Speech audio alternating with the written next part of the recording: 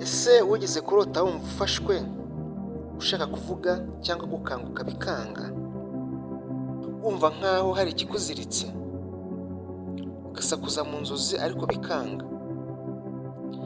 Abantu benshi banyura muri ibi bintu ariko ntibasobanukirwe neza impamvu yabyo n'impamvu bibaho. Uyu munsi turarebera hamwe ukuri kuri ibi bintu nk'uko Bibiliya ibivuga, ndetse tumenye n'isengesho rikomeye ryo kubirwanya. Mu Befeso umurongo wa 6 ibice 12 hagaragaza intambara yo mu buryo bw'umwuka. Bibiliya ivuga neza ko hari intambara ibera mu buryo bw'umwuka, ntabwo ari iy'abantu cyangwa iy'umubiri. Hagira hati, kuko tudahanganye n'abantu cyangwa n'amaraso, ahubwo duhanganye n'abatwara b'isi b'umwijima.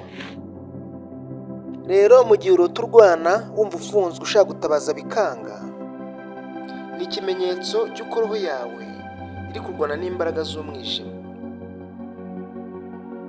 Ibi bishobora kuba iyo hari imbaraga zishaka kubuza amahoro, cyangwa se zishaka kubuza gusenga, cyangwa se imbaraga zishaka kubuza kugenda imbere mu buzima.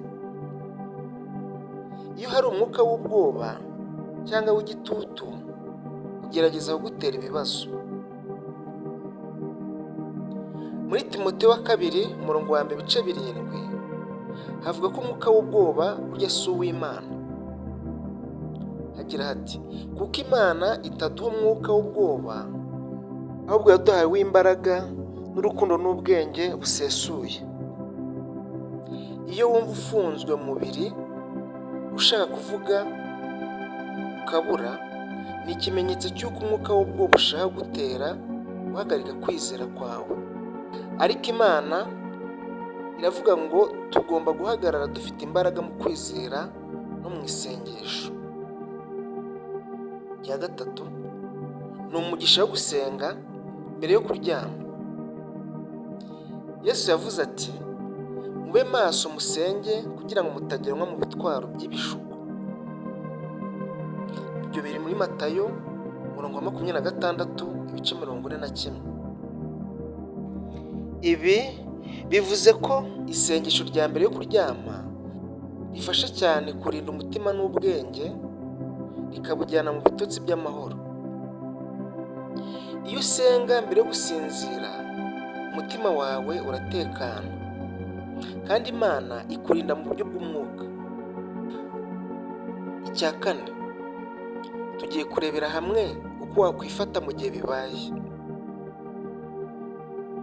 Niba byongeye kugaruka, icya mbere, senga mu izina rya Yesu nubwo waba utabasha kuvuga cyane. Uvuge mu mutima wawe, uvuge uti, Yesu ntege amatwi, ndakinguwe n'ubushobozi bwawe. Icya kabiri, vuga amagambo yo gutsinda nk'uko biri muri Zaburi ya 91. Hagira hati, niwe bugingo bwanjye n'igihome kinkingira. Icya gatatu, soma Bibiliya mbere yo kuryama, cyane cyane muri Zaburi ya 23, Zaburi ya 91 cyangwa Befeso umurongo wa 6 ibice 10 kugera kuri 18. Ibikoresho by'intambara y'umwuka. Icya kane uzakora, kora isengesho ryo gutuza usaba Imana imbaraga mu nzozi. Icya gatanu, kurota utabasha kubyuka bisobanura iki ku ruhande rw'ubuhanuzi? Bishobora kuba Imana ikwereka ko uri mu bihe byo kwinjira mu rugamba bw'umwuka, ariko ugomba gukomeza gusenga.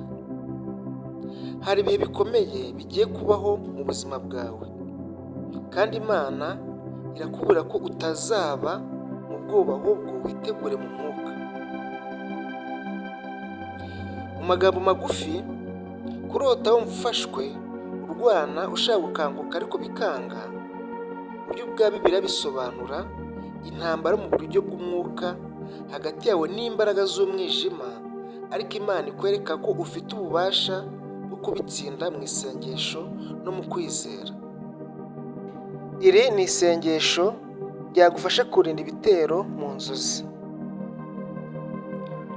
Data uri mu ijuru, ndagushimira ko unyitaho kandi ukampora hafi. Uyu mwanya ndaje imbere yawe nsaba ko unkingira ibitero by'umwijima byose. Uwiteka, wanditse mu ijambo ryawe uti ntimuzatinye kuko ndi kumwe namwe, ntimugire ubwoba kuko ndi Imana yanyu, nzabakomeza, nzabafasha, nzabashyigikira n'ukuboko kwanjye k'ubugingo. Bikaba muri Yesaya 41:10. Ndahagaze kuri iri jambo nanone, mpagaritse imbaraga zose z'umwijima zigerageza kuntera ubwoba mu nzozi. Yesu Kristo, izina ryawe rifite ububasha, ndavuga mu izina rya Yesu, umutima wanjye n'umubiri wanjye bibonerwa amahoro. Uwiteka, nsukure umutima n'ibitekerezo byanjye, unsukure n'imbaraga zose, mpa gusinzira amahoro nk'uko handitswe uti nzaryama nisanzuye nsinzire amahoro kuko ari we wenyine Uwiteka unyimika mu mahoro. Ibyo tubisanga muri Zaburi 4:8.